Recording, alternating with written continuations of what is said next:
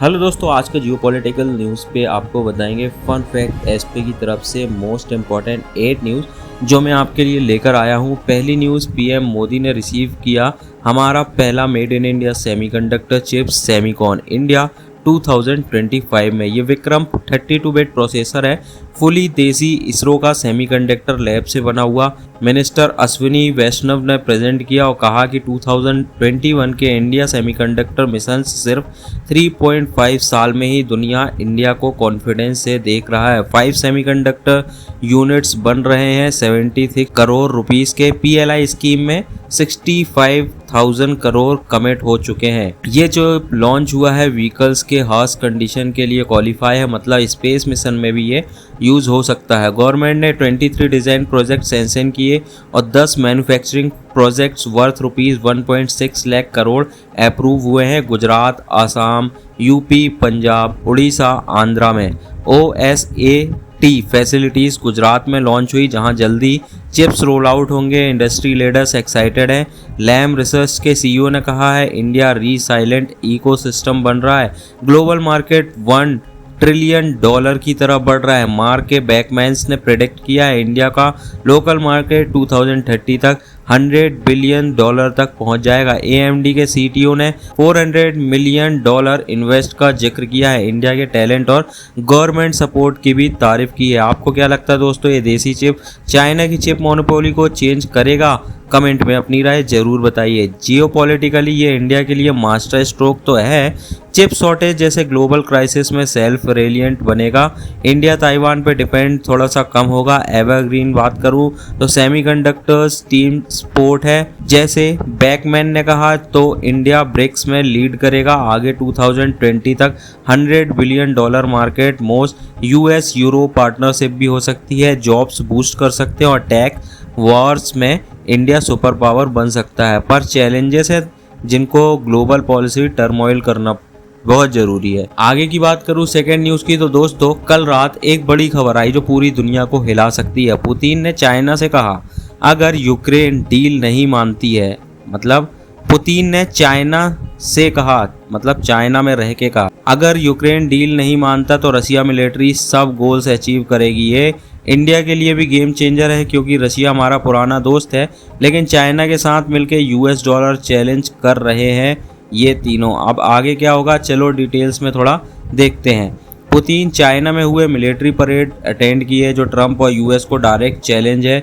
उन्होंने कहा वॉर में light at the end of tunnel है, लेकिन अगर यूक्रेन एग्री नहीं करता है तो फुल मिलिट्री एक्शन होगा। यूक्रेन नाटो ज्वाइन ना करे, डोनबास रशिया के पास रहे और एथनिक्स रशियंस पे डिस्क्रिप्शन स्टॉप्स हो। ट्रंप ने पुतिन को अलास्का में मिलके कन्विंस किया एंड वॉर करने के लिए, लेकिन पुतिन जेलेंस्की से मिलने को रेडी नहीं है। बोलते हैं जेलेंस्की मॉस्को आए जो इम्पॉसिबल लग रहा है।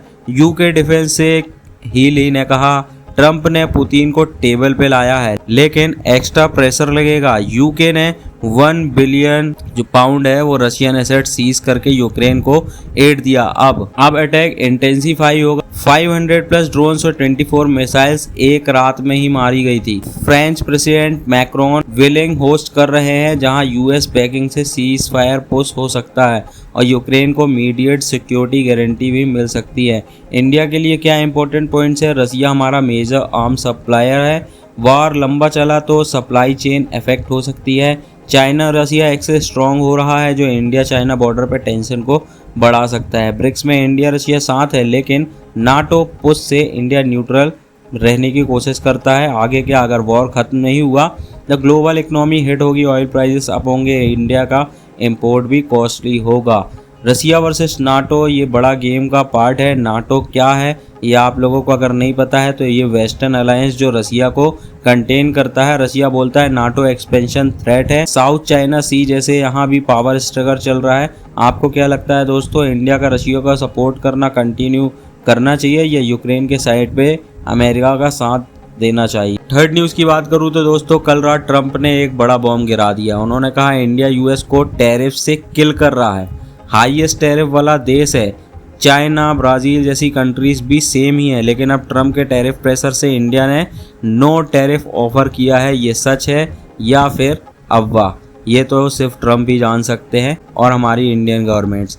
ट्रम्प का क्लेम है इंडिया 100 to 200% टैरिफ चार्ज करता है, जैसे हार्ले डेविडसन बाइक पे। इससे यूएस कंपनीज इंडिया में प्लांट बनाने को तैयार है और इंडिया में जॉब्स मिल रही है। ये अमेरिका को दिक्कत कर रहा है। यूएस इंडिया रिलेशन की बात करें तो पहले ये वन साइडेड था। इंडियन प्रोडक्ट्स यूएस में डंप करता था बिना टैरिफ के, लेकिन यूएस को इंडिया में एंट्री बहुत ही ज़्यादा मुश्किल है। अब अपडेट की बात करूं तो फेडरल कोर्ट ने ट्रम्प के टैरिफ को इलीगल बोला है, लेकिन ट्रम्प बोलते हैं कि ये फॉरेन कंट्रीज स्पॉन्सर्ड है।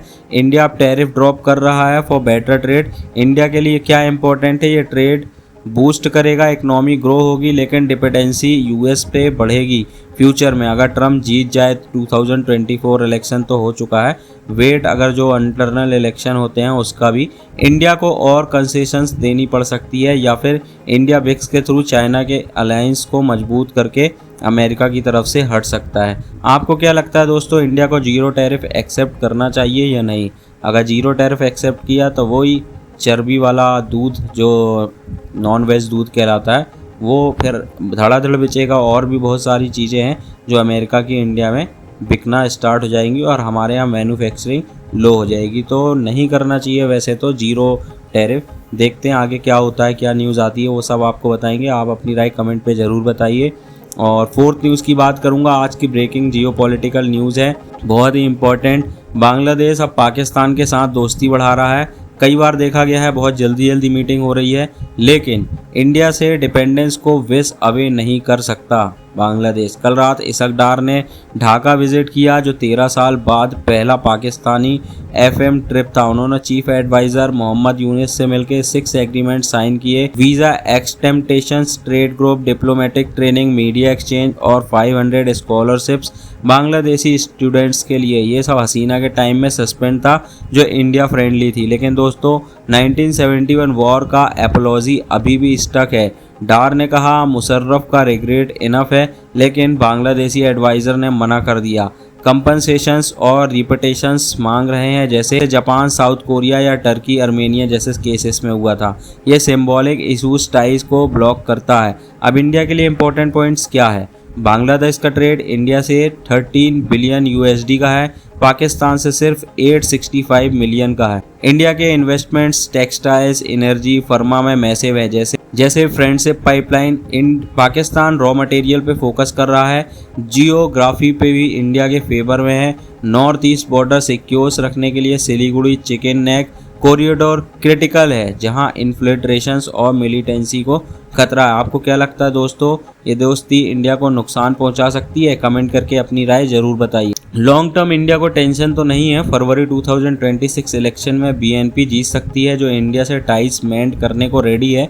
अगर यूनिस रह गए तो पाकिस्तान के साथ मिलिट्री कूप बढ़ सकता है, लेकिन इकोनॉमिक नीड से बांग्लादेश इंडिया पे डिपेंड रहेगा। इंडिया पेशेंट रहे, नेबरहुड स्ट्रेटेजी को थोड़ा सा स्ट्रॉन्ग इंडिया को यहाँ बनाने की कोशिश करनी पड़ेगी। फिफ्थ न्यूज़ की बात करूँ तो एक बड़ी खबर आ रही है जो टेक दुनिया में तूफान ला सकती है। यूएस ने टीएसएमसी के चाइना शिपमेंट्स पे रोक लगा दी है, लेकिन इसका इंडिया के लिए क्या मतलब है, चलो न्यूज़ में देखते हैं। उससे पहले अगर वीडियो पहली बार देख रहे हैं तो प्लीज़ लाइक कर लें, चैनल को सब्सक्राइब कर लें, बेल आइकन को दबाएं। यूएस ने Taiwan semiconductor manufacturing company TSMC का वैलिडेटेड एंड यूजर स्टेटस खत्म कर दिया है, जो 31 दिसंबर 2025 से इफेक्टिव है। अब टीएसएमसी को चाइना के लिए चिप मेकिंग इक्विपमेंट्स यूएस से शिप करने के लिए एक्सपोर्ट लाइसेंस चाहिए। ये डिसीजन ट्रम्प एडमिनिस्ट्रेशन ने लिया है, जो चाइना के टेक एडवांसमेंट्स को रोकना चाहता है। टीएसएमसी का नानजिंग प्लांट जो ओल्डर जनरेशन चिप्स बनाता है, इससे अफेक्ट हो सकता है, लेकिन टीएसएमसी के एडवांस चिप्स ताइवान और यूएस में बनते हैं, तो उन पे कोई असर नहीं पड़ेगा। अब बात इंडिया की, ये रिस्ट्रिक्शंस चाइना के चिप्स मेकिंग को रोक सकता है, जिससे इंडियन सेमीकंडक्टर्स इंडस्ट्री को बूस्ट मिल सकता है। इंडिया अपने चिप मैन्युफैक्चरिंग को बढ़ाने की कोशिश कर रहा है और टीएसएमसी जैसे कंपनी शायद इंडिया में इन्वेस्ट कर सकती हैं, लेकिन अगर चाइना अपने लोकल सप्लायर्स को पुश करता है तो ग्लोबल मार्केट में कंपटीशन भी बढ़ेगा। अगर आपको लगता है तो दोस्तों कमेंट पे ज़रूर बताइए कि इंडिया को इससे क्या फ़ायदा उठाना चाहिए या इंडिया को कॉशन रहने की ज़रूरत है।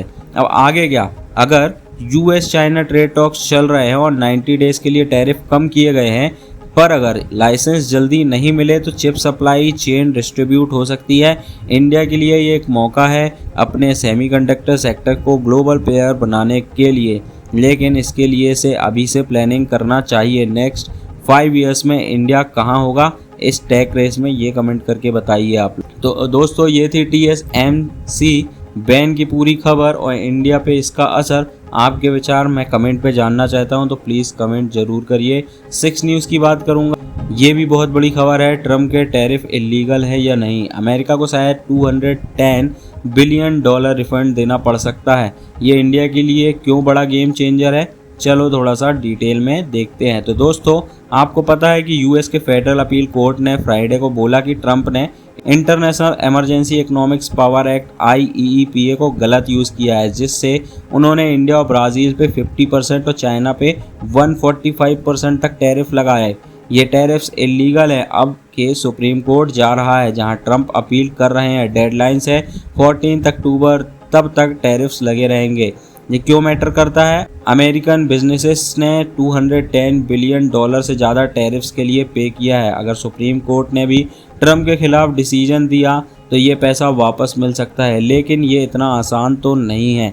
टेड मर्फी एक ट्रेड लॉयर कहते हैं रिफंड्स के लिए या तो सबको वापस मिलेगा या फिर हर बिजनेस को अलग से केस लड़ना पड़ सकता है। अब इंडिया के लिए क्या इम्पोर्टेंट है? ट्रम्प के टैरिफ्स ने इंडिया के एक्सपोर्ट्स जैसे टेक्सटाइल और फार्मा के हिट किया है। अगर ये टैरिफ्स हटेंगे तो इंडिया बिजनेसेस को बूस्ट मिल सकता है, लेकिन अगर सुप्रीम कोर्ट ट्रम्प के फेवर में आ गया तो इंडिया को और हाई टैरिफ्स झेलने पड़ सकते हैं, जो ट्रेड वॉर को भी एक्सेलेरेट कर सकता है। आपको क्या लगता है दोस्तों, इंडिया को अब क्या स्ट्रेटजी बनानी चाहिए? कमेंट में अपनी राय जरूर बताइए। तो दोस्तों एक चीज़ तो है कि ये केस हमें दिखाता है कि ग्लोबल ट्रेड में एक कंट्री के डिसीजन का असर दुनिया भर पे होता है। IEEPA जैसे लॉज के यूज़ और मिसयूज ट्रेड वॉर्स को कैसे ट्रिगर कर सकते हैं, जो हर कंट्रीज के लिए मैटर करता है, खासकर ब्रिक्स नेशन जैसे इंडिया के लिए। तो दोस्तों ये ट्रम्प सुप्रीम कोर्ट में जीतेंगे या $200 बिलियन का रिफंड करेंगे? अगली वीडियो अगर आती है इस पे तो हम आपको जरूर बताएंगे। अभी 2 वेरी इंपॉर्टेंट न्यूज़ और बची है। एक खबर आई थी जो ग्लोबल ट्रेड और इंडिया के लिए गेम चेंजर हो सकती है। चाइना का नया रेल प्लान क्या है और इससे इंडिया पर क्या असर पड़ेगा? चाइना एक नया ट्रेड रूट प्लान कर रहा है जो शायद चाइना सी को बाईपास करता है, ताकि यूएस और उसके एलीज के साथ टेंशन से बचा जा सके। इस रूट का सेंटर है चोंगकिएंग, एक माउंटेनियस सिटी जो अब एशिया के सबसे बड़ा लॉजिस्टिक हब बनने जा रहा है। साउथ चाइना मॉर्निंग पोस्ट के मुताबिक ये स्यूज कैनल्स ऑन रेल्स बन सकता है। हर रोज चुआंगिंग से hundreds of shipment south east Asia जैसे वियतनाम और सिंगापुर से यूरोप, जर्मनी और पोलैंड तक जाती है। हाई स्पीड फ्रेट ट्रेन के जरिए सी रूट से 10 से 20 दिन कम लगते हैं और कस्टम्स इशू भी सिंप्लीफाई हो जाते हैं। 2023 में एशियान्स बुलेट ट्रेन लॉन्च हुआ, जिससे हैनोई से चोंगिंग तक सिर्फ 5 दिन में गुड्स पहुंच जाते हैं और यूरोप तक 2 हफ्ते में पहुंचना संभव है। ये इंडिया के लिए बड़ा सवाल है। चाइना का ये route belt and road initiatives का ही हिस्सा है, जिसमें इंडिया हिस्सा नहीं है। अगर ये रूट सफल हुआ तो चाइना का ट्रेड डोमिनेंस बढ़ सकता है, जो इंडिया के पोर्ट्स और ट्रेड रूट्स को चैलेंज कर सकते हैं। आपको क्या लगता है, इंडिया को इसका जवाब देना चाहिए? कमेंट में जरूर अपनी राय बताइए। साउथ चाइना सी टेंशन के चलते चाइना ये अल्टरनेटिव रूट्स क्यों बना रहा है? ये ग्लोबल पॉलिटिक्स मूव है यूएस और उसके एलीज के खिलाफ। अगर कुछ सालों में अगर ये मिडिल कॉरिडोर और बड़ा हुआ तो ग्लोबल ट्रेड का मैप ही बदल सकता है। इंडिया को अपने ट्रेड और नेवल स्ट्रेटेजीज को अभी से मजबूत करना चाहिए। 8 news very important. India UK trade talks, Germany का फुल सपोर्ट मिल रहा है इंडिया को। इंडिया यूरोपियन यूनियन के फ्री ट्रेड एग्रीमेंट टॉक्स 2021 से चल रहे हैं और अब जर्मनी के फॉरेन मिनिस्टर जोहान वाडेफुल्स ने कहा है कि वो इसे जल्दी ही फाइनलाइज करना चाहते हैं। इंडिया के फॉरेन मिनिस्टर एस जयशंकर ने भी कहा कि जर्मनी के सपोर्ट से इंडिया EU ट्रेड टॉक्स को स्पीड मिल सकती है, लेकिन ये इतना सिंपल नहीं है दोस्तों। EU चाहता है कि इंडिया अपने कार्स और डेयरी प्रोडक्ट्स पे हाई इंपोर्ट टैक्सेस को कम करे और इंडियन गुड्स पे स्ट्रिक्ट क्लाइमेट्स और लेबर्स रूल्स लगाए, पर इंडिया अपने फार्मर्स को प्रोटेक्ट करना चाहता है और ग्रीन रूल से भी बचना चाहता है। अभी ट्यूसडे को इंडिया के ट्रेड मिनिस्टर पीयूष गोयल ने बताया कि ब्रुसेल्स में ट्रेड ऑफिशियल्स के साथ टॉक चल रही है। जर्मनी और इंडिया दोनों चाहते हैं कि बायलैटरल ट्रेड डबल हो, मतलब डिफेंस और सिक्योरिटी में भी बड़ा बूस्ट। लेकिन एक ट्विस्ट है, यूएस ने इंडिया के रशियन ऑयल खरीदने की वजह से 50% टैरिफ लगा दिया है इंडिया पे। आपको क्या लगता है दोस्तों, कि इंडिया को यूएई के साथ डील जल्दी करनी चाहिए या यूएस के प्रेशर में नहीं आना चाहिए। बाकी ट्रंप ने भी यूरोपियन यूनियन से इंडिया पे टैरिफ लगाने की बात की है, तो देखते हैं क्या होता है। अगर कोई लेटेस्ट न्यूज़ आती है तो आपको इसी चैनल पे मिलेगी, इसलिए चैनल को सब्सक्राइब कर ले, बेल आइकन को दबाएं, लोगों को वीडियो भर भर के शेयर करें। मिलते हैं एक नई वीडियो में, आज के लिए इतना ही। धन्यवाद, जय हिंद।